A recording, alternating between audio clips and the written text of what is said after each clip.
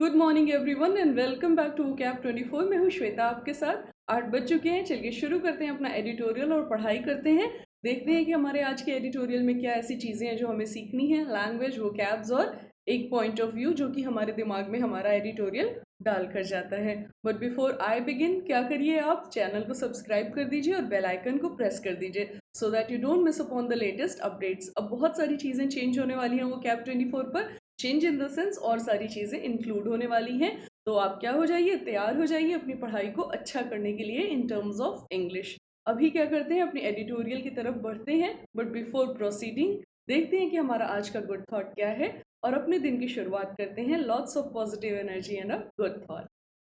आज का थॉट है, your capacity to learn from your mistakes and move on will be key to your ultimate success and achievement. इस चीज़ की क्षमता होना कि हम गलतियां करें लेकिन फिर क्या करें, उसको सुधारें या उनसे सीखें और ज़िंदगी में आगे बढ़ते रहें, यही सक्सेस की क्या है, अल्टीमेट की है, क्या है, आखिरी रास्ता है। अब यहाँ पे क्या है, रास्ते में चलते जा रहे हैं, सक्सेस अटेन कर रहे हैं, यानी कि क्या कर रहे हैं, अपनी गलतियों से सीखते जा रहे हैं। यही हमें भी करना है, सीखते चलना है, आगे बढ़ते चलना है। अभी क्या करते हैं, हम आगे बढ़ते हैं एडिटोरियल की तरफ और देखते हैं कि हमारा टाइटल क्या है। The title is saying Federalism, now a partisan internal dialogue.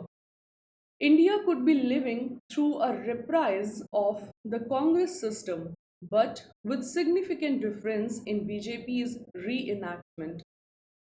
Federalism की बात कर रहा है। फेडरलिज्म हमारा सरकार हो सकती है, कानून हो सकता है, यानी कि हमारा एक सिस्टम हो सकता है। फेडरल वर्ड थोड़ा सा इस तरह से हम देखते हैं कि जो भी सत्ता में आता है वो क्या काम करता है, लेकिन इस तरह से जो कि कानूनन भी किए जा रहे हों, यानी कि आप कह सकते हैं कि सत्ता को चलाना, सरकार को चलाना, देश को चलाना फेडरलिज्म कहलाता है आपका। अच्छा, एक और चीज़, जैसे हम लोग गवर्नमेंट बोलते हैं वैसे ही वहाँ पर क्या कहते हैं, अमेरिका में फेडरल वर्ड बोला जाता है। मैंने स्पेशली अमेरिका का नाम लिया क्योंकि आजकल अमेरिका जो है वो इम्पॉर्टेंट बना हुआ है, क्योंकि वहाँ पे इलेक्शन टाइम है, प्लस कोरोना की वजह से, प्लस हमारे यहाँ चाइना के साथ सपोर्ट करने के लिए भी अमेरिका जो है हमारा सपोर्ट कर रहा है, तो कहीं ना कहीं करंट में है। इसलिए मैंने बताया कि वहाँ पर सरकार को मतलब सरकारी काम को फेडरलिज्म बोलते हैं, सरकार के चलने को। जैसे हम लोग गवर्नमेंटल बोलेंगे तो वो लोग फेडरलिज्म बोलेंगे। और ब्रिटेन में क्या बोलते हैं, वहाँ पे मोनार्की बोलते हैं, क्योंकि वहाँ पे क्या है, राज्य जो है वो मोनार्की के हाथ में रहता है, यानी कि जो राज परिवार रहता है उनके हाथ में रहता है। तो ये सारे एक दूसरे के क्या हो सकते हैं, सिनोनिम्स हो सकते हैं। वापस आते हैं, फेडरलिज्म यानी कि कानून, सरकार, सरकारी सरकारी या सरकार का काम। नाउ अ पार्टिसन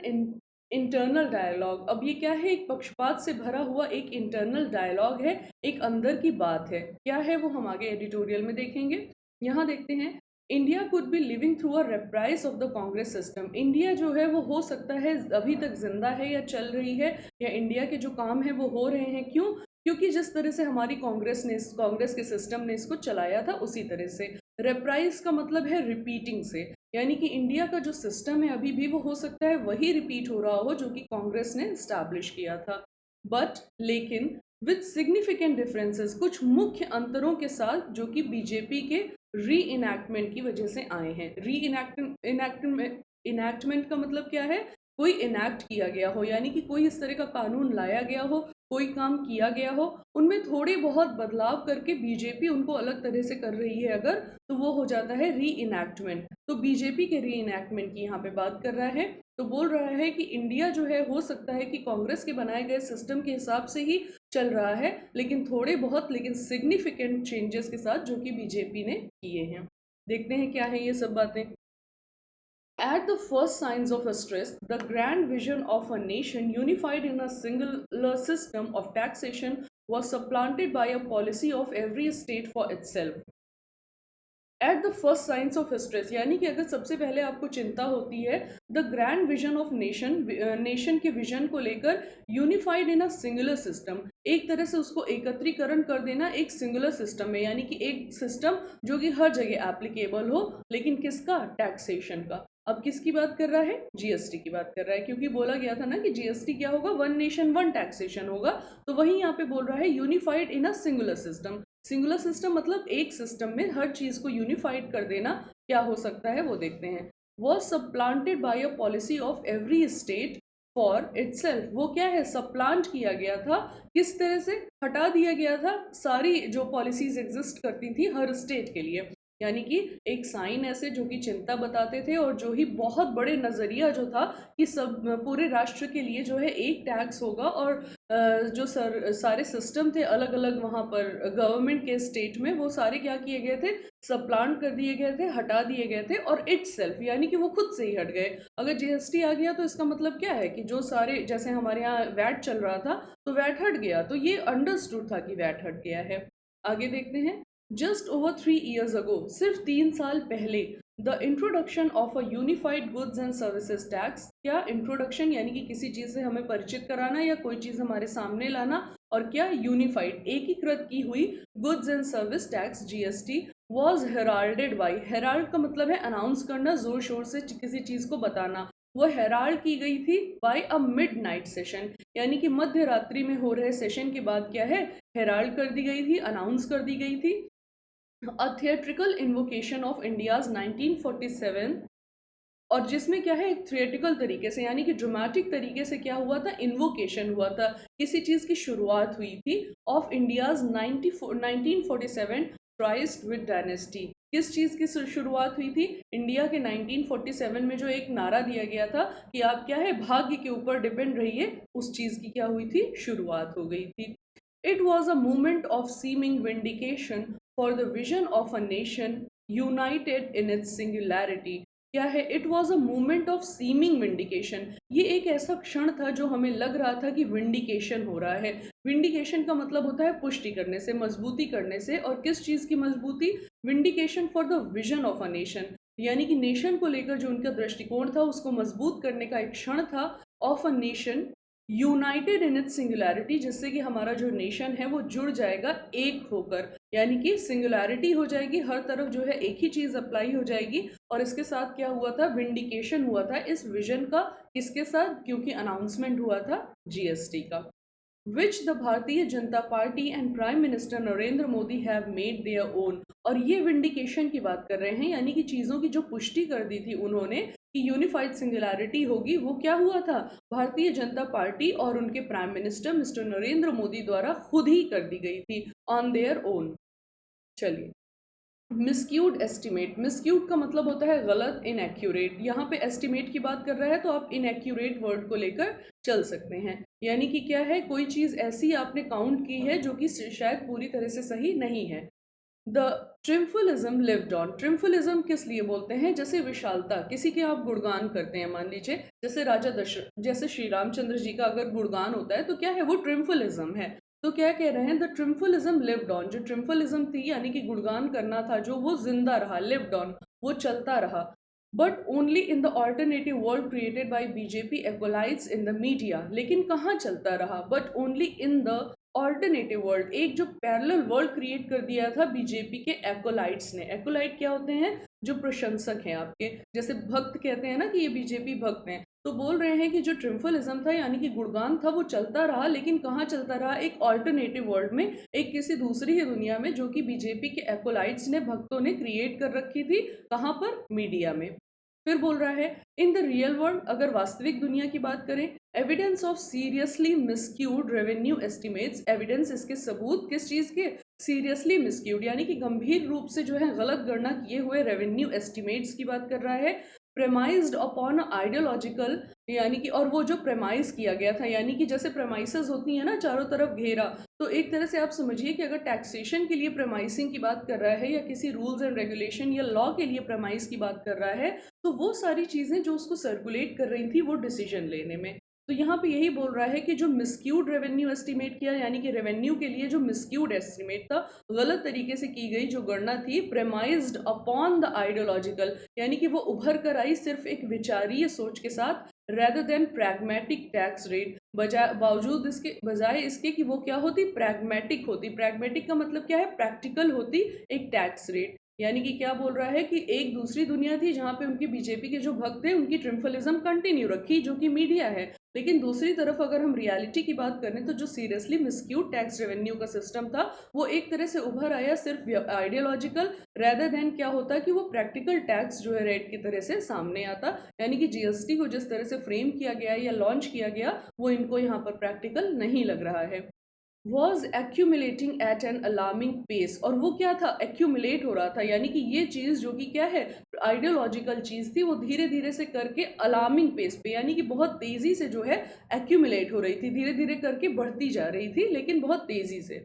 फिर बोल रहा है the comptroller and auditor general of India, CAG की बात कर रहा है, रिसेंटली रिवील्ड, हाल ही में बताया, how a cess meant to remedy shortfall in GST yields, किस तरह से सेस जो था वो इसलिए बनाया गया था, मेंट टू का मतलब है उसका क्या उद्देश्य था कि वो रेमेडी करेगा। रेमेडी का मतलब होता है किसी चीज़ को अलग से सपोर्ट कर देना।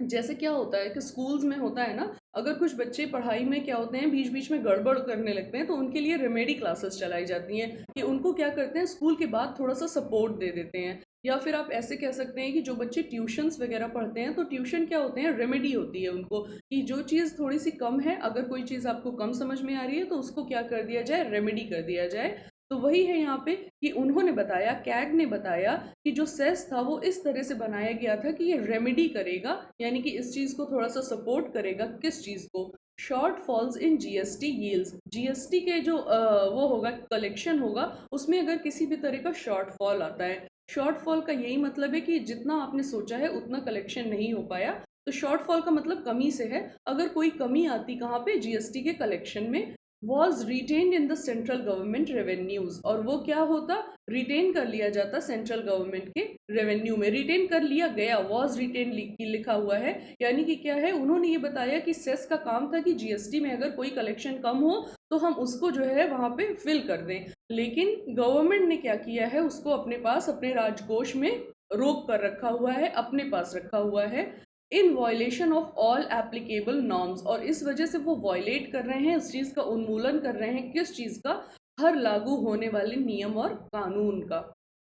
फिर देखते हैं क्या बोल रहा है, this revolution does little to build trust at a time when the states treasuries are running dry and the central government is graciously advising them to borrow on the strength of the guarantee. ये जो revolution है, क्या revolution है, जो हमारे CAG ने reveal किया है, रिवील करने का मतलब है जो बात उजागर की है, जो बयान दिया है, जो बात कही है, डज लिटिल, वो शायद थोड़ा ही कुछ करती है, किस लिए, कि बिल्ड ट्रस्ट हो पाए, यानी कि विश्वास हमारा जो है वो बढ़ पाए, और फिर और कब, एट अ टाइम, और कब बढ़ पाए, उस समय व्हेन द स्टेट, जबकि स्टेट की जो ट्रेजरीज हैं, राजकोष हैं, ट्रेजरी होती है ना जहाँ पे क्या होती है, टैक्स से रिलेटेड आपके सारे काम होते हैं, पेंशन, सैलरी, इन सब की गणना ट्रेजरी में होती है, हर स्टेट में होती है, हर जिले में होती है, हर तहसील में होती है। तो ट्रेजरी जो है वो क्या है, रनिंग ड्राई हो रही है, रनिंग ड्राई यहाँ पे आपका ईडीएम की तरह से यूज हुआ है, जिसका मतलब होता है ना कि सूखा पड़ा हुआ है, जैसे हम कभी कभी कह देते हैं ना, अरे यार पैसों का तो अकाल पड़ा हुआ है, तो ट्रेजरीज क्या है, अगर उन वहां पर अकाल पड़ा हुआ है तब जो है इस तरह के जो बयान है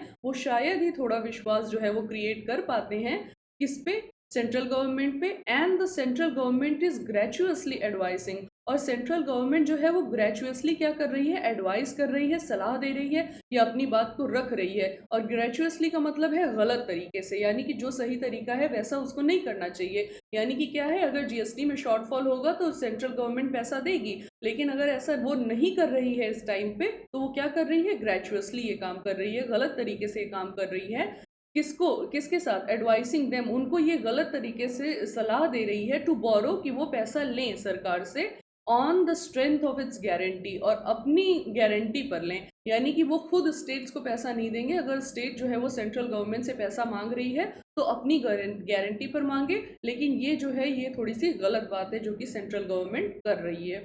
states ruled by BJP are willing to go along, लेकिन जो स्टेट्स हैं जो कि रूल की जाती हैं बीजेपी के द्वारा, are willing to go along, वो क्या है, खुश हैं इस तरह से चलने के लिए, but others believe that the owners of borrowing should rest with the central government, लेकिन जो और हैं, जो दूसरे हैं, वो बिलीव करते हैं, वो ऐसा मानते हैं कि जो ओनर्स है, यानी कि जो रेस्पॉन्सिबिलिटी है बोरोइंग की, लोन की जो रेस्पॉन्सिबिलिटी है, should rest with the central government, वो किसके पास होनी चाहिए, सेंट्रल गवर्नमेंट के पास ही होनी चाहिए, यानी कि जैसे सरकार ने बोला कि आप हमसे बोरो कर लीजिए पैसा लेकिन अपनी गारंटी पर, तो जो बीजेपी से चल रही सरकारें हैं, जो बीजेपी, जैसे उत्तर प्रदेश है, तो क्या है, वहाँ पे बीजेपी की सरकार है, तो उनको तो कोई दिक्कत नहीं है, they are ready to go along. लेकिन जो बीजेपी रन सरकारें नहीं है, मान लीजिए राजस्थान नहीं है, तो वहाँ पे क्या है, वो लोग इन चीज़ों को नहीं मान रहे हैं और वो कह रहे हैं कि हम पैसा लें, इसकी जिम्मेदारी किसके ऊपर आती है, सेंट्रल गवर्नमेंट के ऊपर आती है। Given that it is the absolute sovereign and enjoys vastly greater taxation rights, और इसको हम बता दें और इसी समय हम ये बताते चलें कि एब्सोल्यूट सोवरीन क्या है। It is the absolute sovereign, यानी कि ये पूरी तरह से क्या है, संप्रभुता है। And enjoy vastly greater taxation right, और अपने टैक्सेशन राइट को वो पूरी तरह से एन्जॉय कर रहे हैं। कौन एन्जॉय कर रहा है, सेंट्रल गवर्नमेंट। चलिए आगे बढ़ते हैं। फिस्कल डेफिशिट एंड इन्वेंटर्स की बात कर रहा है। फिस्कल का मतलब होता है मनी रिलेटेड, डेफिशिट का मतलब है कमी, और इन्वेस्टर्स आपके वो होते हैं जो पैसा लगाते हैं। अब वो क्या करते हैं, आगे देखते हैं। It could be surmised that the central government's refusal to contemplate the option that opposition states are urging stems from legitimate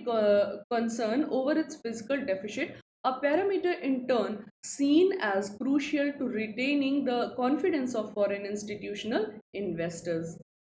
क्या बोल रहे हैं, इट कुड बी सरमाइज्ड, यानी कि ऐसा हम अनुमान लगा सकते हैं, we can guess that, we can speculate this, that the central government, यानी कि जो हमारी केंद्र सरकार है, वो क्या कर रही है, रिफ्यूजल कर रही है, मना कर रही है, किस बात से, टू कंटेम्पलेट, कि वो क्या नहीं करेगी, एक साथ अपने विचार को नहीं रखेगी, किस चीज़ के ऊपर, सॉरी, किस चीज़ के ऊपर विचार नहीं करेगी, उस ऑप्शन के ऊपर that opposition states are urging, उस ऑप्शन के ऊपर जो कि हमारी ऑपोजिशन की जो स्टेट्स हैं वो अर्ज कर रही हैं, रिक्वेस्ट कर रही हैं। यानी कि ऐसा सोचा जा रहा है कि जो केंद्र सरकार है वो उनके इस ऑप्शन पे विचार करने के लिए बिल्कुल तैयार नहीं है, वो इस पर विचार नहीं करेगी। किस पर विचार नहीं करेगी, जो कि ऑप्शन हमारी ऑपोजिशन रूल्ड सरकारें दे रही हैं। यानी कि जैसे मैंने आपको राजस्थान का एग्जाम्पल दिया, बाय द वे राजस्थान भी ऐसा कह रहा है कि जो हम बोरो करेंगे उसका ओनर सेंट्रल गवर्नमेंट के ऊपर जाना चाहिए। तो इस बात के ऊपर हमारी केंद्र सरकार बिल्कुल कोई विचार करने के मूड में नहीं नजर आ रही है। फिर क्या बोल रहा है, stems and legitimate concern over the physical deficit. क्या है, स्टेम्स की बात कर रहा है, यानी कि एक तरह से जड़ बनाने की, आधार बनाने की बात कर रहा है। फ्रॉम लेजिटिमेट, यानी कि कानूनबद्ध तरीके से जो विषय हैं, जो सोच है, जो चिंताएं हैं, ओवर इट्स फिजिकल डेफिशिट, किस चीज़ के ऊपर, जो फिजिकल डेफिशिट है, यानी कि मॉनेटरी लेवल से होने वाली जो कमी है। अ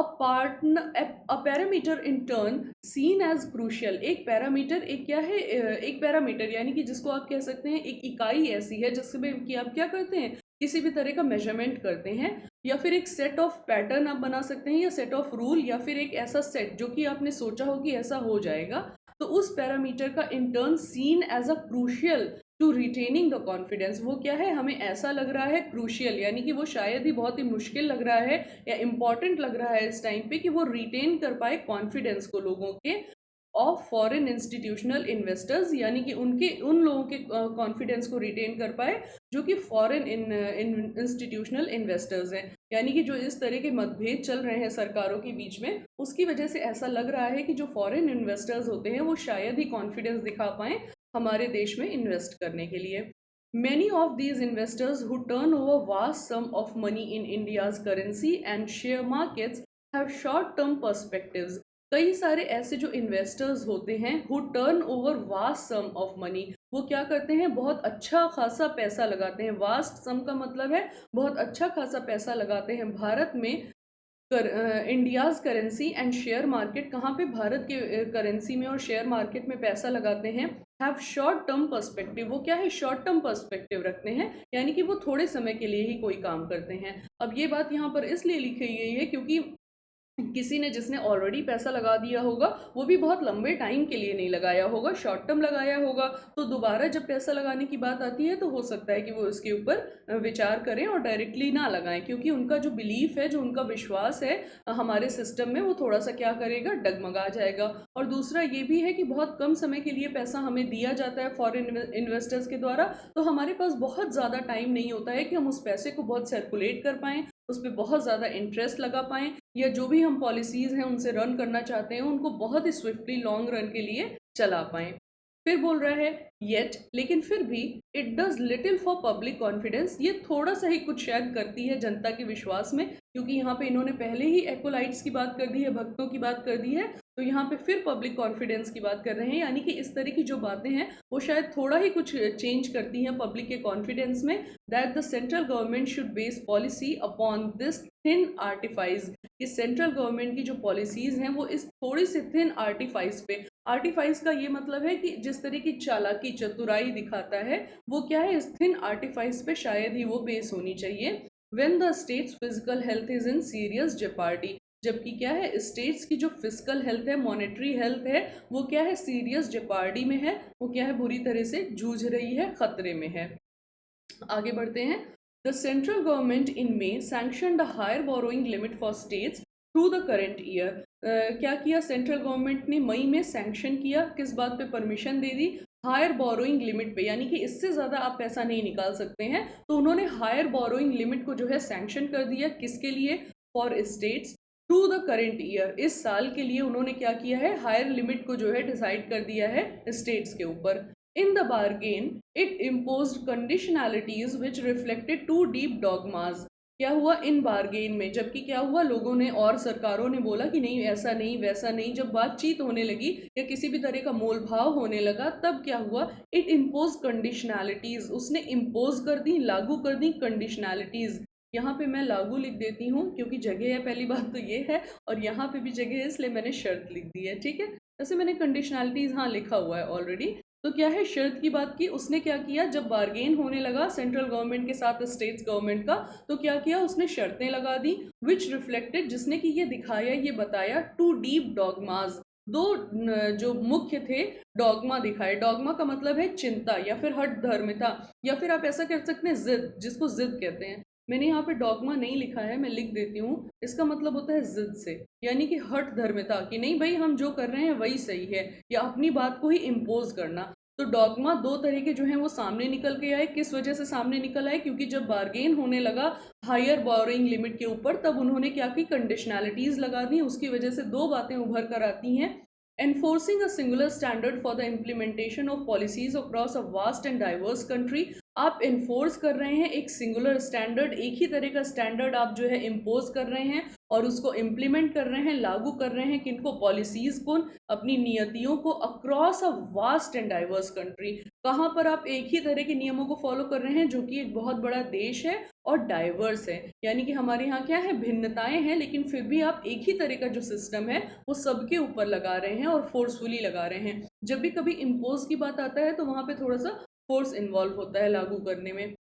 और दूसरा क्या है, and improving India's ranking as a place for doing business, और इस तरह से आप चाह रहे हैं कि इंडिया की जो है रैंकिंग फॉर डूइंग बिजनेस जो है वो इंक्रीज हो जाए। ईज ऑफ डूइंग बिजनेस के ऊपर हम एक एडिटोरियल पहले ही कवर कर चुके हैं, उसमें हमने देखा था कि भारत सरकार किस तरह से चीज़ों को जो है टर्न कर रही है जिससे कि क्या हो, लोग हमारे यहाँ पैसा लगाएं, और उसको लगाने में वो जो अंदर का सिस्टम है उसको डिस्टर्ब करने से बिल्कुल हिचकिचा नहीं रही है। तो यहाँ पे वही वो कह रहे हैं कि आप एक तरह का टैक्सेशन सिस्टम अगर लेकर आ रहे हैं तो जो फॉरेन इन्वेस्टर्स आएंगे उनको लगेगा चाहे हम यहाँ पैसा लगाएं, वहां लगाएं या कुछ भी करें, हमको तो एक ही जैसा टैक्स पे करना है। तो जिसकी वजह से क्या होगा कि उनको आसानी होगी, और उनको आसानी होगी तो ईज ऑफ डूइंग बिजनेस की जो रैंकिंग है, हमारी प्लेस है, हमारा रैंकिंग है, वो क्या होगा, ऊंचा होगा। तो भारत का जो है ये इंटेंशन है। फिर बोल रहा है, states will have unconditional access to borrowing equivalent to half a percentage point of their gross output. जो स्टेट्स होंगी उनको क्या होगी, अनकंडीशनल एक्सेस होगी, यानी कि उनको किसी भी तरह की शर्तें नहीं माननी पड़ेंगी जबकि वो बोरो करना चाहते हैं, पैसा निकालना चाहते हैं, इक्विवेलेंट टू, उसके बराबर, किसके बराबर, हाफ परसेंटेज, आधा percentage point of their gross output, यानी कि जितना जीएसटी हमारे जितना हमारी सर उसने स्टेट्स ने जीएसटी अर्न किया होगा उसका 50% वो हमसे और बोरो कर सकती हैं, इसके ऊपर कोई कंडीशन नहीं होगी। बट सब्सिक्वेंटली, लेकिन उसी के साथ, उसी के आगे, उसी के परिणाम स्वरूप, every tranche of quarter point will B premised on progress in implementing the, every tranche का मतलब ब्रांच होता है या फिर आप टुकड़ा समझ सकते हैं। तो क्या है, लेकिन उसके साथ साथ क्या बोला, every tranche of quarter point will be premised on the progress in implementing, वो किसके ऊपर आधारित होगा, किस तरह का प्रोग्रेस हो रहा है इम्प्लीमेंटेशन में, लागू किए जाने में, कार्यान्वयन में, एग्जीक्यूशन में, किस चीज़ के, वो आगे देखते हैं। The one nation and one ration card, एक राष्ट्र और एक राशन कार्ड का किस तरह से कार्यान्वयन हो रहा है, क्वार्टर जो है वो इस पे डिसाइड होगा इस स्कीम के ऊपर। And improvements in the ease of doing business, और किस तरह से आपने इम्प्रूवमेंट किया है ईज ऑफ डूइंग बिजनेस का, उस पे डिसाइड होगा। Doing business is a parameter the World Bank has devised as an indicator of a country's economic prospect। Doing business एक पैरामीटर है, एक क्या है, पैमाना है, जो कि वर्ल्ड बैंक ने डिवाइस किया है। डिवाइस करना हम पहले भी वर्ड कई बार देख चुके हैं, जिसका मतलब होता है बनाना, क्रिएट करना, लॉन्च करना। उसने क्या है, वर्ल्ड बैंक ने डूइंग बिजनेस एक ऐसा पैरामीटर है जिसको डिवाइस किया है, लॉन्च किया है एज एन इंडिकेटर, एक सूचक की तरह से of a countries economic prospect, यानी कि कंट्री का जो इकोनॉमिक दृष्टिकोण है या किस तरह से कंट्री हमारी डेवलप कर रही है इकोनॉमी, अगर उसकी बात करें तो उसका एक इंडिकेटर है क्या, डूइंग बिजनेस, जो कि वर्ल्ड बैंक ने हमारे सामने रखा है। फिर बोल रहा है the Modi government has प्राइडेड itself on rapid improvements registered in the index since 2014। The Modi government यानी कि मोदी जी की जो गवर्नमेंट है उसने प्राइडेड किया है, अपने आप को बहुत सम्मान दिलाया है ऑन रैपिड इंप्रूवमेंट्स, किस चीज़ की वजह से, क्योंकि तेज़ी से जो है वो सुधार हुआ है रजिस्टर्ड इन दिस इंडेक्स, और किस चीज़ में, इस इंडेक्स में 2014 से लेकर अब तक तेज़ी से बहुत सुधार हुआ है, यानी कि ईज ऑफ डूइंग बिजनेस क्या है, बहुत ऊंचा हो गया है। This despite criticism that the parameter is indifferent towards issues of the equity। ये जो है डिस्पाइट क्रिटिसिज्म, कितनी भी निंदा का सामना करना पड़े, कितनी भी इसकी निंदा की जाए, that the parameter is indifferent towards the issue of equity, ये जो पैरामीटर है यानी कि ईज ऑफ डूइंग बिजनेस का जो पैरामीटर है वो इनडिफरेंट है, वो उदासीन है, वो उसकी तरफ नहीं सोचता है, किसकी तरफ, towards issue of the equity, यानी कि बराबर बराबर जो इक्वलिटी मेंटेन करने की बात होती है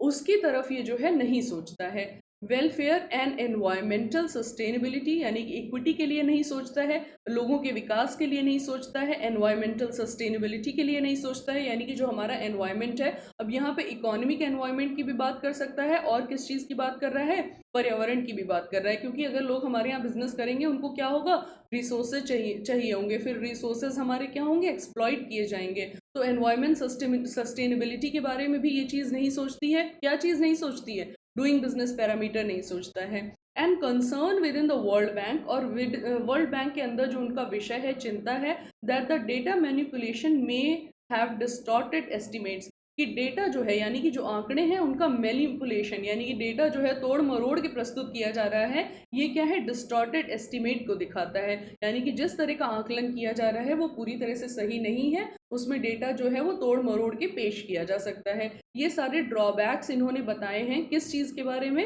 आपके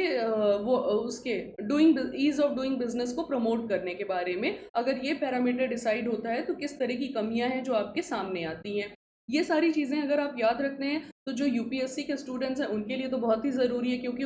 उनको ऐसे ही ऐसे लिखने होते हैं अपने एग्जाम में ना, उनको पता होना चाहिए कि क्या कमियां हैं हमारे ईज ऑफ डूइंग बिजनेस अगर एम्प्लॉय होता है। दूसरी बात, आपका थोड़ा बहुत मेंटेन करता है ये जनरल अवेयरनेस का पार्ट। तीसरी बात, जब इंटरव्यू आप देने जाते हैं तो वहाँ पे सब कुछ अनसर्टेन होता है, कुछ भी आ सकता है, इसलिए आपको क्या है, चीज़ों को ध्यान में रख के चलना है। फिर आगे है द अग्रेरियन क्राइसिस की बात कर रहा है, यानी कि किसान से संबंधित जिस तरह की क्राइसिस है उसकी बात कर रहा है। अग्रेरियन का मतलब होता है कृषि संबंधित, आप वर्ड को याद कर सकते हैं क्योंकि एग्रा आ रहा है यहाँ पे, यानी कि एग्रीकल्चर से रिलेटेड जो भी चीज़ है उसके बारे में बात करता है, चाहे वो सोच हो या फिर कोई काम हो। जैसे क्या होता है, पूंजीपति जो सोच होती है ना, जिसको कहते हैं क्या, ये जिसके खिलाफ ये सब क्रिएट हो गया है, नक्सलवाद क्रिएट हो गया है, उस सोच को क्या कहते हैं, पूंजीपति सोच को इंग्लिश में। तो उसका ऑपोजिट होता है अग्रेरियन, यानी कि पूंजीपति सोच नहीं है, किसान से रिलेटेड सोच है, तो ये दोनों एक दूसरे के बिल्कुल कॉन्ट्रोडिक्टरी होते हैं। उस क्राइसिस की बात कर रहा है। द डूइंग बिजनेस यानी कि बिजनेस करने की जो ईज है उसकी बात कर रहा है। Objective seemingly guided the central government, जो उसका ऑब्जेक्टिव है, उद्देश्य है, वो ऐसा लगता है कि उसने गाइड किया है, निर्देशित किया है सेंट्रल गवर्नमेंट को, केंद्र सरकार को, when it introduce the pushed through, जबकि उसने इंट्रोड्यूस किया और पुश थ्रू कर दिया, यानी कि उसने लॉन्च भी कर दिया और उसको इम्पोज भी कर दिया, किसके ऊपर, सरकारों के ऊपर, शायद जीएसटी की बात करेगा आगे। Despite loudly vented reservations, despite यानी कि हालांकि उन्होंने क्या किया, लाउडली वेंटेड रिजर्वेशन दिए, यानी कि बहुत ज़्यादा रिजर्वेशंस दिए, आरक्षण दिए। अभी आरक्षण, यहाँ पे वो आरक्षण मत आप ले लीजिएगा जो स्टूडेंट्स वाला होता है, आरक्षण हर जगह दिए जाते हैं। किसानों को जो आरक्षण दिए जाते हैं वो उनकी बात कर रहा है यहाँ पे, क्योंकि अग्रेरियन क्राइसिस की बात किया था। तो क्या है कि हालांकि क्या हुआ, बहुत सारे लाउडली वेंटेड यानी कि जोर शोर से जिनका गुणगान किया गया उस तरह के रिजर्वेशंस जो हैं, यानी कि आरक्षण जो है, सुविधाएं जो हैं, आसानियां जो है दी गई, लॉज दैट ट्रांसफॉर्म, उस तरह के कानून जो कि बदलाव करते हैं इंफ्रास्ट्रक्चर में, दैट ट्रांसफॉर्म द इंफ्रास्ट्रक्चर, वो क्या करते हैं, फॉर्म करते हैं, बदलाव करते हैं इंफ्रास्ट्रक्चर में, बुनियादी सुविधाओं में, and regulatory process of agriculture market, और किस तरह से एग्रीकल्चर मार्केट चलनी चाहिए उसके प्रोसेसेस में क्या है, बदलाव करते हैं। There is a deep crisis in the agrarian sector that most evaluations have concluded क्या है, एक बहुत ही भारी क्या है, क्राइसिस है, कमी है अग्रेरियन सेक्टर में, हमारे कृषि संबंधी जो क्षेत्र है उसमें क्या है, काफ़ी कमी है। मोस्ट इवेल्युएशन, कई सारे ऐसे आकलन हैं जो कि कंक्लूड करते हैं, ये बताते हैं, arises from ingrained asymmetries of market power, जो कि अराइज होते हैं, पैदा होते हैं, कहाँ से, इनग्रेन्ड असिमेट्री। एनग्रेन का मतलब है जो कि बुरी तरह से समाहित है, यानी कि अगर हमारे यहाँ मान लीजिए कि भारत में क्या है, कास्ट सिस्टम बुरी तरह से समाहित है, तो एनग्रेन्ड है वो, तो एनग्रेन्ड असिमेट्रीज की बात कर रहा है, असमानताओं की बात कर रहा है। जैसे हम मैथ्स में सिमेट्री देखते हैं तो क्या देखते हैं, ट्राइंगल्स के बीच में सिमेट्री देखते हैं, कोई भी 3D होती है उसमें सिमेट्री देखते हैं, तो जब सिमेट्री नहीं होती है तो असिमेट्री कह देते हैं उसको, यानी कि क्या है, असमताएं हैं। तो क्या बोल रहा है, ये इवेल्युएशन जो कंक्लूड किए जाते हैं, अराइजेस फ्रॉम इनग्रेन्ड असिमेट्री, वो कहाँ से पैदा होते हैं, सॉरी ये जो क्राइसिस है वो क्या है, कहाँ से पैदा होती हैं, जो हमारे यहाँ डीपली रूटेड असिमेट्रीज हैं, असमानताएं हैं, और किसकी असमानताओं की बात कर रहा है, ऑफ मार्केट पावर। ठीक है, यानी कि जो मार्केट में हमारे पावर है, जो मार्केट को चलाने का सिस्टम है, या मार्केट जिनके हाथ में रहती है, क्या होता है, किसान जिसको सामान बेच रहा है उनकी बात कर रहा है। अब वो किसी के हाथ में भी हो सकता है कि वो सरकार को डायरेक्ट सामान बेच रहा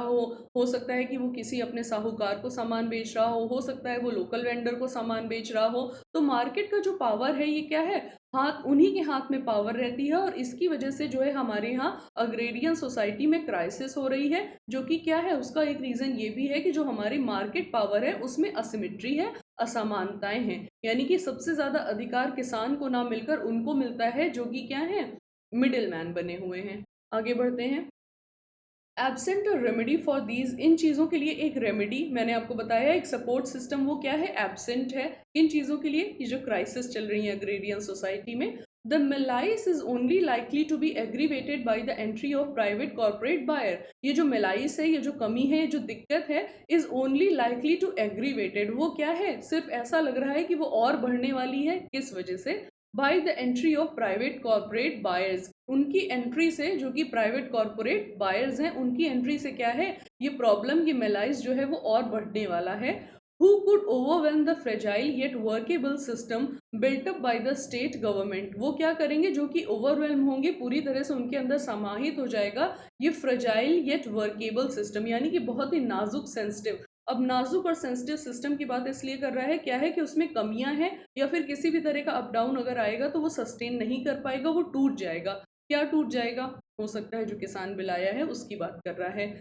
क्या है, वो वर्केबल तो है, यानी कि उसको अप्लाई तो किया जा सकता है, लेकिन फ्रेजाइल है, बहुत नाजुक सिस्टम है, built up by the state government, जो कि स्टेट गवर्नमेंट द्वारा बनाया गया है। Federalism has always been a contested concept in the Indian politics, जो फेडरलिज्म है, यानी कि केंद्र में जो बैठने वाली सरकारें रही हैं, वो भारतीय राजनीति के लिए हमेशा ही एक कॉन्टेस्टेड कॉन्सेप्ट रही हैं, यानी कि एक लड़ने वाला या फिर ऐसा विषय रही है जिसके ऊपर की हमेशा मुद्दा एक बना रहता है, ऐसा कुछ रहा है। अब देखिए, अभी मैं थोड़ा सा आपको बता देती हूँ, जैसे किसान बिल आया है तो उसकी वजह से क्या है कि कोई भी बिल आता है अगर, तो ऑब्वियसली किसी की डेवलपमेंट के लिए ही आता है, लेकिन वो कितना फिजिबल है, ये एक क्वेश्चन की बात रहती है। अब वो तो लेकर आए हैं कि भाई क्या होगा कि हर कोई जो है उनसे सामान खरीद सकता है किसानों से, बहुत ज़्यादा गवर्नमेंट इस पर इंटरफेयर नहीं करेगी, या फिर जो मिनिमम सेलिंग प्राइस था यानी कि एमएसपी था, उसको भी उसको उन्होंने इंक्लूड तो कर रखा है, लेकिन अगर मान लीजिए कोई प्राइवेट वेंडर है, वो आता है और किसान से बोलता है क्या कि भाई हम आपको एमएसपी से बहुत ज़्यादा पैसे देंगे, तो किसान क्या करेगा, प्राइवेट वेंडर को ही तो अपना सामान बेचेगा ना, बेचेगा। तो प्राइवेट वेंडर को सामान बेचने लगा, 1 साल बेचा, 2 साल बेचा, और 1 साल में 2 फसल तो कम से कम होती ही होती हैं, कैश क्रॉप्स की बात आप छोड़ दीजिए, जो दो यानी कि जो रबी खरीफ की मेन फसलें हैं वो 2 बार तो होंगी, 2 बार वो सामान बेचेगा। मान लीजिए 5 बार ऐसा सिस्टम चला 5 साल, यानी कि 10 बार जो किसान है वो प्राइवेट वेंडर को अपना सामान बेचता है। तब तक यहाँ जो आपका सरकारी सिस्टम है वो क्या होगा, वो फ्यूज हो जाएगा पूरी तरह से, क्योंकि एमएसपी सरकार देती है, यानी कि मिनिमम सेलिंग प्राइस आपकी सरकार दे रही है, लेकिन क्या होगा, वो बिल्कुल फ्यूज हो जाएगा, क्योंकि किसानों को बहुत पैसा मिलने लगा प्राइवेट वेंडर से, तो वो सरकारी उस पर क्यों जाकर अपना सामान बेचेंगे। तो क्या हुआ, जो सरकारी मार्केट है वो पूरी तरह से बंद हो गई। जब सरकारी मार्केट पूरी तरह से ठप हो जाएगी, वो सिस्टम पूरा बंद हो जाएगा, तब जो प्राइवेट वेंडर्स हैं वो अपनी मनमानी करना शुरू करेंगे, फिर वो किसानों को मजबूर करेंगे कम पैसे पे सामान बेचने के लिए। अब किसानों के पास कोई ऑप्शन नहीं बचेगा, क्योंकि क्या है, सरकारी मार्केट तो पूरी तरह से फ्लॉप हो चुका है, अब वो सामान बेचें ही कहाँ बेचें। तो जो प्राइवेट वेंडर्स होंगे वो अपनी मनमर्जी करेंगे। तो ये सब क्या है, अभी तो ऐसा लग रहा है कि हाँ ऐसा हो सकता है कि प्राइवेट वेंडर्स जो हैं वो वो क्या है, किसानों का बहुत भला करेंगे, लेकिन आगे क्या होगा, इसीलिए वर्ड यहाँ पे फ्रेजाइल यूज किया गया है। और अभी ऐसा लग रहा है कि ये हो सकता है, इसीलिए वर्ड वर्केबल इस्तेमाल किया गया है। मेरे ख्याल से आपको मेरी बात समझ में आई होगी। आप ऐसा मत समझिएगा कि मैं किसान बिल की निंदा कर रही हूँ, मैं उसका एक ड्रॉबैक बता रही हूँ कि ऐसा हो सकता है। आगे बढ़ते हैं।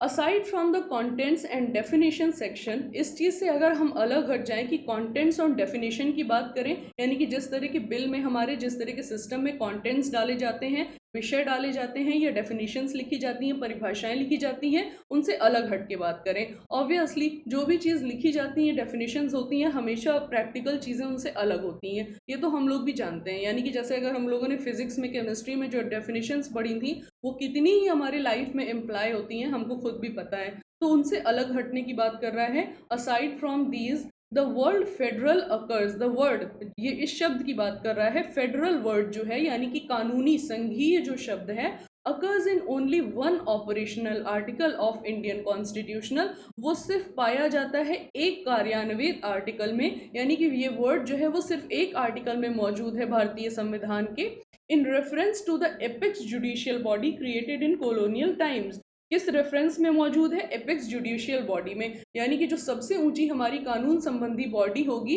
जो कि क्रिएट की गई थी कॉलोनियल टाइम में। कब क्रिएट की गई थी, जबकि क्या था, यहाँ पे ब्रिटिशर्स का साम्राज्य था, तब इस शब्द को जो है हमारे यहाँ कॉन्स्टिट्यूशन में यूज किया जाता था, और सिर्फ तभी एक बार ये शब्द पाया जाता है।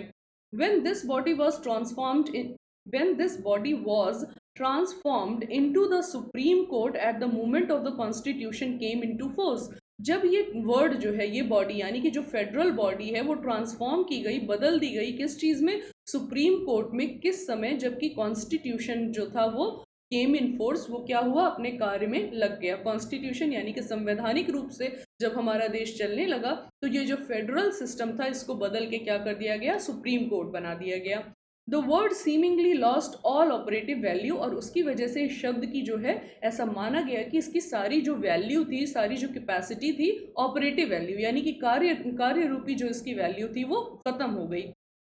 The administrative matter of the distribution of powers and responsibilities, यानी कि प्रशासनिक जो मुद्दे थे कि डिस्ट्रीब्यूशन ऑफ पावर रहे, यानी कि पावर जो रहे, सत्ता जो रहे, उसका डिस्ट्रीब्यूशन रहे, जिम्मेदारियों का डिस्ट्रीब्यूशन हो, डेलीगेशन हो between various tyres of the governmental system, और कहाँ पर सत्ता का डिवीजन हो, वेरियस टायर्स। अच्छा, टायर क्या होते हैं, जैसे आप मान लीजिए हम ट्रेन में जाते हैं तो AC 2 टायर होता है, तो क्या हुआ, 2 सीट्स होती हैं, तो 1 लेवल 2 लेवल। AC अगर 3 टायर है तो 1 लेवल 2 लेवल 3 लेवल। तो टायर्स जो होते हैं वो आपके लेवल को दिखाते हैं, यहाँ पे मैं लिख देती हूँ, टायर्स जो होते हैं वो लेवल को दिखाते हैं आपके, ठीक है।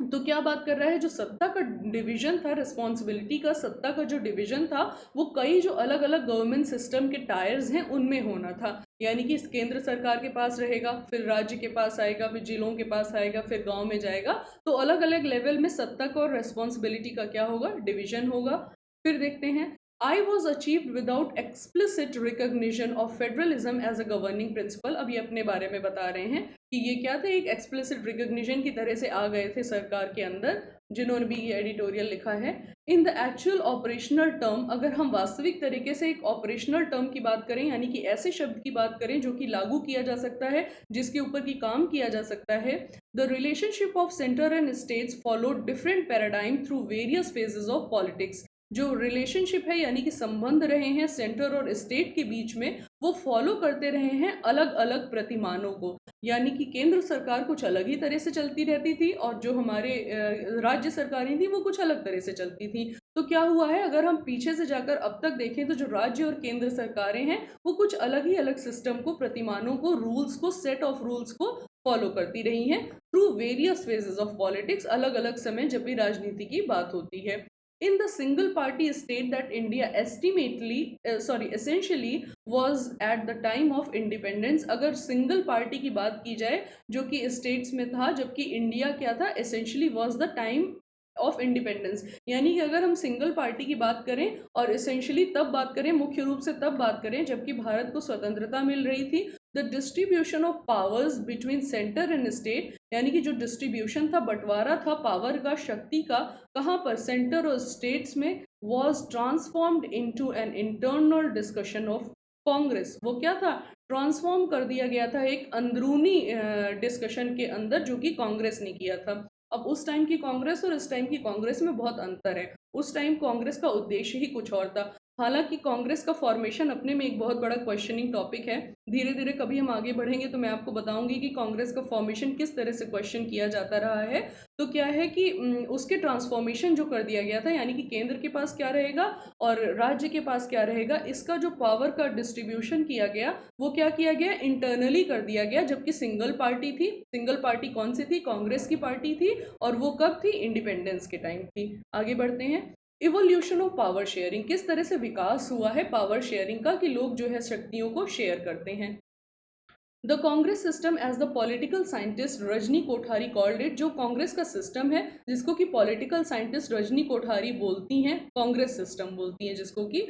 It was seen at the time at the was seen at one time to have sufficient internal flexibility। एक समय ऐसा था कि उसमें क्या था, sufficient, पर्याप्त मात्रा से internal flexibility थी, आंतरिक रूप से क्या था, लचीलापन था, एंड रेजिलियंस था। और रेजिलियंस था, रेजिलियंस का मतलब यहाँ पे है क्या, लचीलापन, फ्लेक्सिबिलिटी दोनों की बात है, लेकिन फ्लेक्सिबिलिटी क्या होती है कि आप दूसरे के साथ थोड़ा सा एडजस्ट करते हैं, और रेजिलियंस क्या है कि आपने किसी की बात को पूरी तरह से एक्सेप्ट कर लिया। तो क्या है, flexibility and resilience to absorb all the factional pressure, कि वो अपने अंदर समाहित कर सकता था हर तरह के फैक्शनल प्रेशर को। फैक्शनल मतलब है गुट संबंधी, फैक्शन पहले वर्ड हम कवर कर चुके हैं जिसका मतलब होता है गुट से, यानी कि एक ग्रुप से। तो फैक्शनल प्रेशर जो भी था उसको क्या था, हमारी सरकार, हमारी कांग्रेस उस टाइम की बर्दाश्त कर लेती थी, यानी कि अपने में समाहित कर लेती थी, वो उससे टैकल कर लेती थी। बर्दाश्त करने का ये कोई मतलब नहीं है कि किसी को टॉर्चर करना हुआ, नहीं, वो उसका सिस्टम इस तरह से था, वो इतनी फ्लेक्सिबल थी, रेजिलियंट थी कि वो इन चीज़ों को अपने साथ टैकल कर ले जाती थी।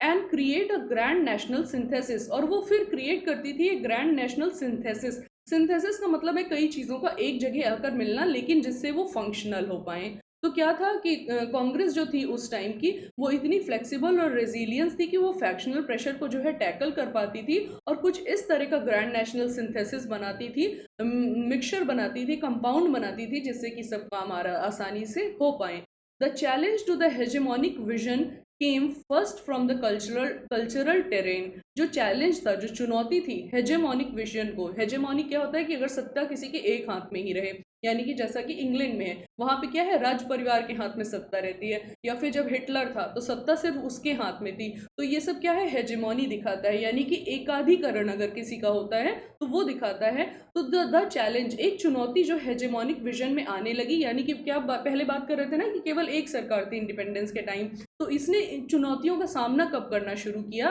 केम first from the cultural terrain. वो इस वजह से क्योंकि कल्चरल टेरेन, टेरेन क्या होता है, क्षेत्र होते हैं। जैसे इंडियन टेरेन एक ब्रांड होती है ना, तो वो क्या होता है कि उसका, वो वैसे तो हमारी ब्रांड है ही नहीं इंडियन, लेकिन उसका नाम है इंडियन टेरेन, तो उसका मोटिव ये हो सकता है कि वो भारत में कपड़े बेचने के लिए बनी है, यानी कि भारत के क्षेत्र को कवर करना चाह रही है। तो टेरेन क्या हुआ, क्षेत्र दिखाता है, एरिया दिखाता है। तो क्या हुआ, ये अंतर कब पैदा होने लगा हेजेमोनी में, जबकि कल्चरल टेरेन आया, यानी कि हमारे यहाँ कल्चर को लेकर जो चेंजेस होते रहते हैं उसकी वजह से प्रॉब्लम आनी शुरू हुई। कंपलिंग अ रिलक्टेंट नेशनल लीडरशिप, और उसकी वजह से क्या किया गया, फोर्स किया गया एक reluctant national leadership to concede the principle of the linguistic reorganisation of the state. और उसकी वजह से क्या हुआ, एक इस तरह की रिलक्टेंट नेशनल लीडरशिप को लागू किया गया। रिलक्टेंट यानी कि जिसके लिए आप आसानी से राजी ना हो, फोर्स थोड़ा सा किया जा रहा हो, या इच्छा सबकी ना हो लेकिन फिर भी उनको वो मानना पड़ा सारे रीऑर्गेनाइजेशन ऑफ स्टेट्स को। यानी कि जिस तरह से स्टेट्स का रीऑर्गेनाइजेशन हुआ था उस टाइम पे, पहले रियासतें थी, फिर किस तरह से वो स्टेट्स बनी, चुनाव कब से होने लगे, इन सारी बातों में क्या हुआ, हेजेमोनी का जो विजन था उसको चैलेंजेस फेस करने पड़े। एंड देन, और उसके बाद, as ambitions of the nation building through rapid industrialisation began to flounder. और उसके बाद नेशन बिल्डिंग का जो एक एम्बिशन था, एक महत्वाकांक्षा थी इंडस्ट्रियलाइजेशन की, कि हमारे यहाँ इंडस्ट्रीज बने, बिकेम टू फ्लाउंडर, वो जिस तरह से विकसित होने लगे, agrarian interest group in particular began peeling off. जो अग्रेरियन था यानी कि जो किसान से जुड़ा हुआ हमारा क्या था, वो था इंटरेस्ट था, किसानों से जुड़ा हुआ जो हमारा विचार था, वो क्या हुआ, धीरे धीरे से पील ऑफ करने लगा, कम होता गया। जैसे मान लीजिए आप प्याज को क्या करते हैं, धीरे धीरे से करके छीलते हैं, तो आप क्या कर रहे हैं, प्याज के प्रभाव को कम कर दे रहे हैं, तो पील ऑफ होता गया। यानी कि जो अग्रेरियन सोसाइटी की सोच थी वो धीरे धीरे से खत्म होती गई, और इंडस्ट्रियलाइजेशन की वजह से किसान कहीं पीछे छूटता गया। फिर बोल रहा है, joining other factions to create the possibility of a non Congress politics. और क्यों पील ऑफ होता गया, ज्वाइनिंग अदर फैक्शंस, क्योंकि वो और दूसरे ग्रुप्स को ज्वाइन करता गया, to create possibility of a non Congress politics, जिससे कि क्या हुई, पॉसिबिलिटी, एक संभावना क्रिएट हुई नॉन कांग्रेस पॉलिटिक्स की। यानी कि पहले सिर्फ कांग्रेस थी, लेकिन किसानों के साथ जिस तरह से व्यवहार होने लगा, कल्चरल डिफरेंसेस जिस तरह से आने लगे, जिस तरह से क्या है, डिमांड होने लगी अलग अलग सिस्टम की, उसकी वजह से क्या हुआ, फाउंडेशन ले हो गया नॉन कांग्रेस पॉलिटिक्स का। यानी कि कांग्रेस के अलावा भी राजनीति चलेगी, इस तरह की चीज़ों का फाउंडेशन होने लगा।